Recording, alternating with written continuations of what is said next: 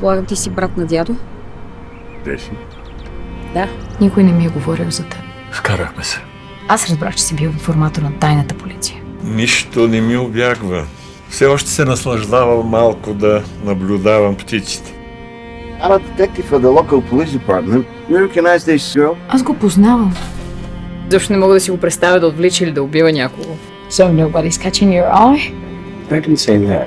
You are very much catching my eye. Животът ме научи, че хората, които вършат най-отчаяните неща, обикновено изглеждат много нормално. Защото всяко престъпление има нужда от алиби. You always tell me the truth.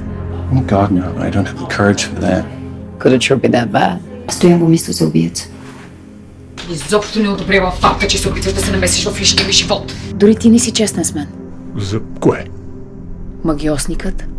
Това не е вярно. За голямо съжаление в нашата мила страна слуховете са много по-силни от факти. Ти си много арогантен. Да забравиш лицето на човека, чието живот унищожи. Все още дишаш, така че ние не сме си свършили работата толкова добре. He was brutally murdered. Какво е направил?